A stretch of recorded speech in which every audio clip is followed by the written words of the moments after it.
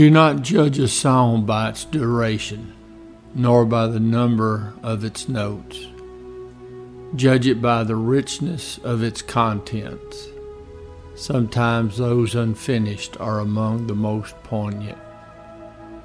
Do not judge a song by its duration, nor by the number of its notes. Judge it by the way it touches and lifts the soul. Sometimes those unfinished are among the most beautiful.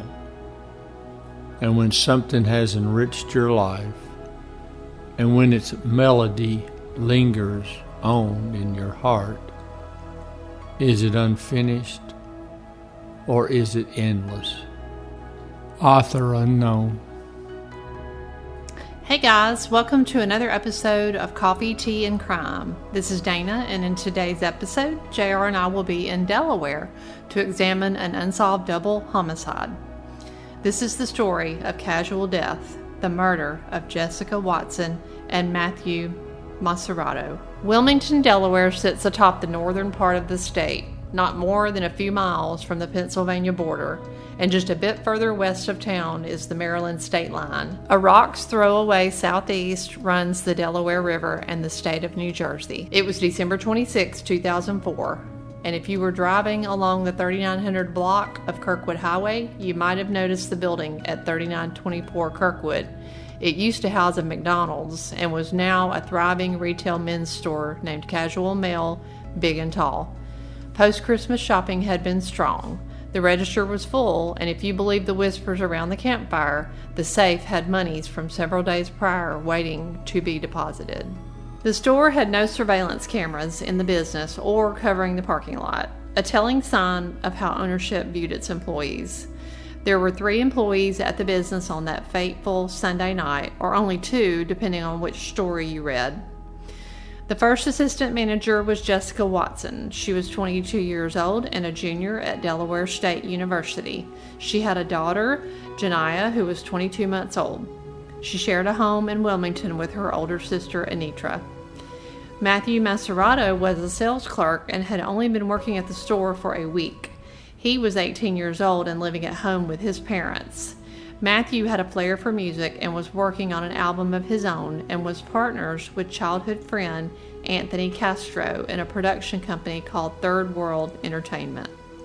Now, about the third employee. Some sources have mentioned that the manager, Rafael Castro, was at the store that evening and possibly that night. This would be the manager that one would think would be in charge of doing bank deposits. Of course, there could be more than one manager, and it is possible Rafael didn't do deposits, but we will come back to that later. The story goes that Rafael, who, by the way, is the brother to Anthony, the best friend and co-founder of Third World Enterprises with Matthew, had to leave the store on some undisclosed journey. Maybe he told Jessica and Matt what he was going to do, and maybe he didn't. After all, he is the boss, and you don't generally get too deep into the boss's business. So the manager is gone, leaving 2 employees to close the business. The store closes at 6 p.m. and the procedure to follow, if there are still customers inside, is to lock the front doors. And as customers leave, you unlock the door so that person can then leave, then relock the door. You follow this procedure until all customers have gone. Matt was vacuuming the floors and Jessica had to count down the register. At 6 p.m., 2 customers were still in the store and the front door was locked. At 6:03 p.m., a sale was run through the register. The customer used a credit card, not something likely to have been done by a robber. Matt let the customer out, leaving 1 customer in the store. Police later spoke with the man who made the 6:03 purchase. He said that another man was still in the store when he left. Matt had let him out and locked the door behind him. He described the man as a heavy-set, white male, about 6 feet tall, with the back of his head shaved. Jessica lived about 15 minutes from work. It was common for her to get home about 7 p.m. When the time hit 7:30, Anitra began to worry. She called her sister's cell phone and then the work phone and got no answer. By 9 p.m., after repeated calls, Anitra decided to drive to the store. The front doors were locked and Anitra saw her sister's car still parked on the lot. She walked around the parking lot and noticed the rear door ajar. She opened the door and walked in. Inside, she saw the bodies of her sister Jessica and Matthew lying side by side in large pools of blood. Both had been shot in the back of the head. She contacted the police, who quickly cordoned off the store with crime scene tape. According to some stories, the erstwhile missing manager Raphael showed up after the yellow tape was up. The vacuum was still sitting in the middle of the floor. Police recovered one spent shell casing but were unable to obtain prints. The type of weapon was never disclosed, but with the casing, a match could be obtained. With no video, investigators checked other businesses for any outside video, with no luck. The money from the register was missing. There's no mention if the money in the safe was taken or not. It would not be shocking if the safe had been left open, but that would be pure conjecture. It's been 17 years and still the case remains unsolved. Let's talk about what may have happened and who could have been behind this horrific crime. There are 3 possibilities for why this crime happened. The robbery was window dressing for the true motive of executing the victims. The robbery was happenstance and no more than a transient robber plying his trade. Or the robbery was an inside job set up by an employee. Let's discuss all 3 possibilities. Number 1, the victims were the target and the robbery was for show. If this was a big budget fictional movie, then this idea would be viable. However, this is real life, and that theory is absurd on many levels. Neither of the victims, as far as anyone knows, was living a high-risk lifestyle. No gang membership, no narcotics, no criminal participation. Both had stable home lives, and both were employed.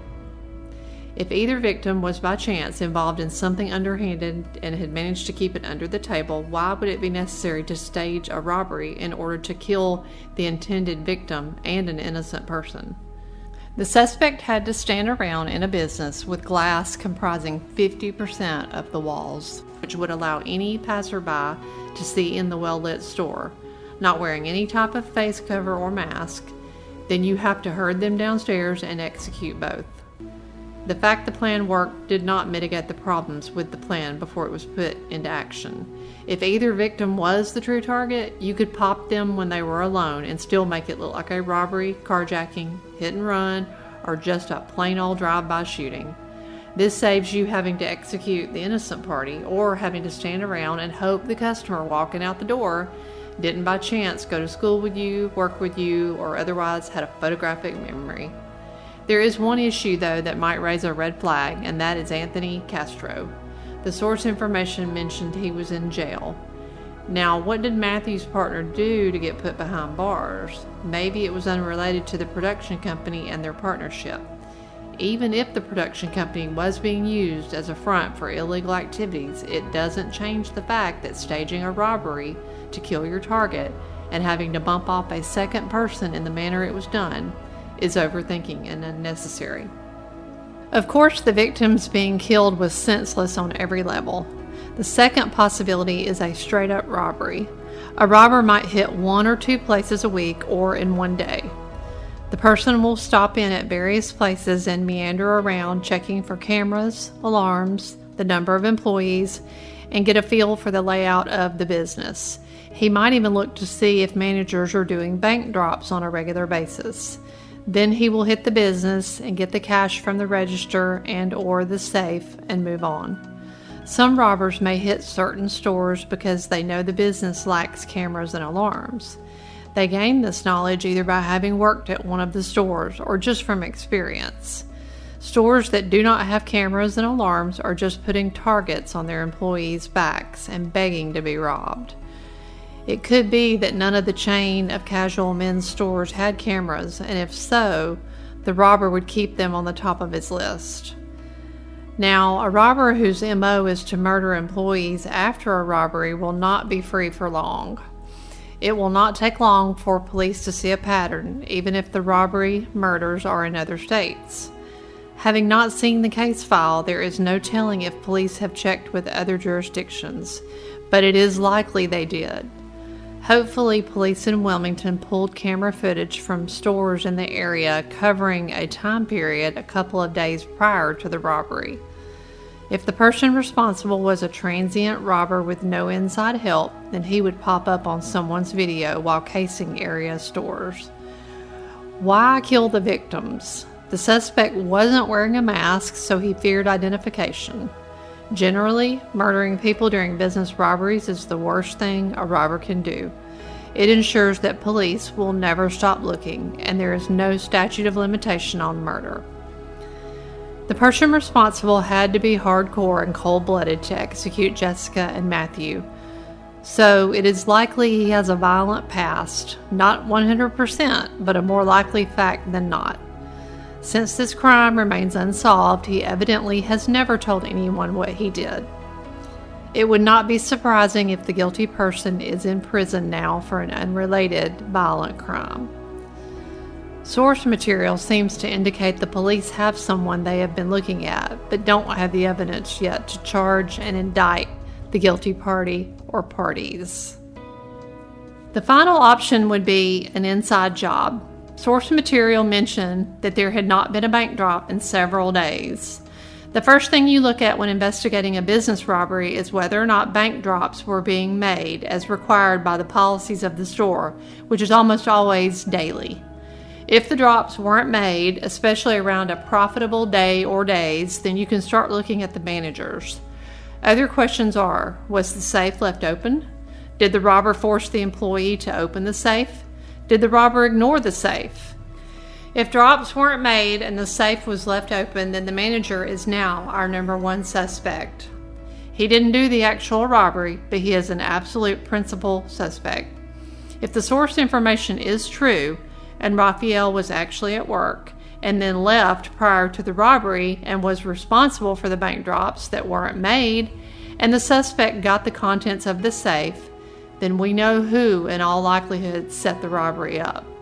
In February, following the robbery, so less than 2 months later, the manager was not named Raphael.